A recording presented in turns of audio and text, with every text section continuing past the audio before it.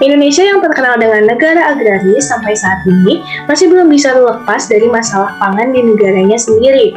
Negara yang sebagian besar masyarakatnya bekerja di bidang agraris masih belum mampu mengembangkan teknologi pangan yang berkelanjutan untuk pemenuhan pangan.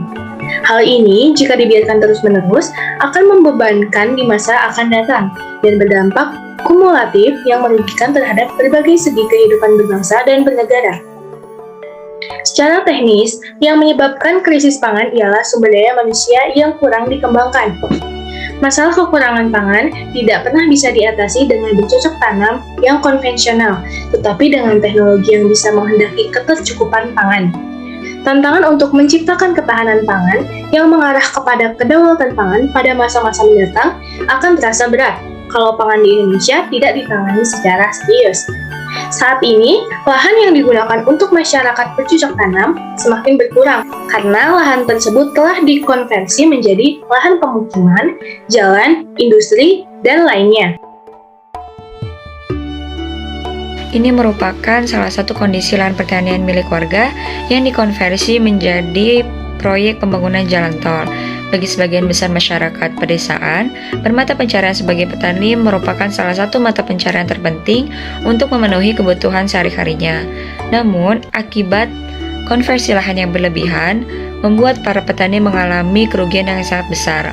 Dampak negatif yang ditimbulkan akibat adanya alih fungsi lahan, yaitu yang pertama berkurangnya lahan pertanian.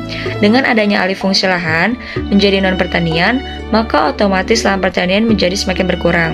Hal ini tentu saja memberi dampak negatif ke berbagai bidang, baik secara langsung maupun tidak langsung. Yang kedua yaitu menurunnya produksi pangan nasional. Akibat lahan pertanian yang semakin sedikit, maka hasil produksi juga akan terganggu. Dalam skala besar, stabilitas pangan nasional juga akan sulit tercapai.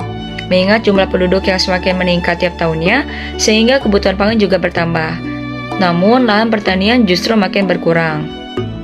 Yang ketiga yaitu mengancam keseimbangan ekosistem. Adanya lahan pertanian dapat membuat air hujan termanfaatkan dengan baik sehingga mengurangi resiko penyebab banjir saat musim penghujan. Nah, yang keempat yaitu banyak buruh tani yang kehilangan pekerjaannya.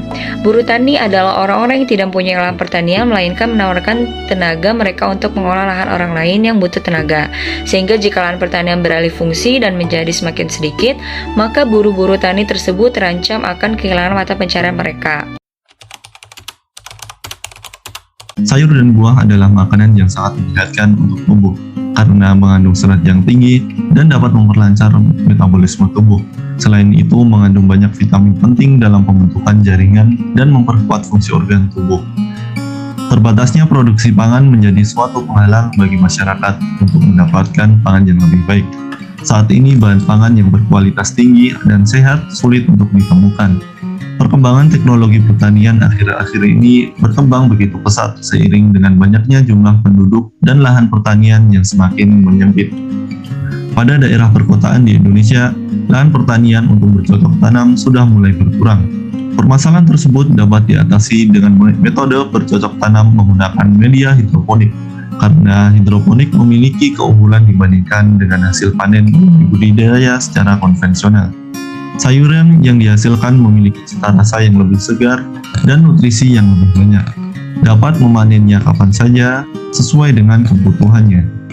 Dengan media hidroponik, masyarakat dapat berperan melestarikan lingkungan karena memanfaatkan media yang berasal dari barang-barang yang sudah tidak terpakai. Selain itu, hidroponik juga dapat mengatasi permasalahan pangan masyarakat, khususnya pada masyarakat perkotaan yang mulai kekurangan sayuran sehat yang bebas pestisida. Melalui hidroponik, keterbatasan tersebut dapat diatasi dengan cukup menyediakan instalasi air dan tidak membutuhkan lahan yang cukup luas untuk bercocok tanam.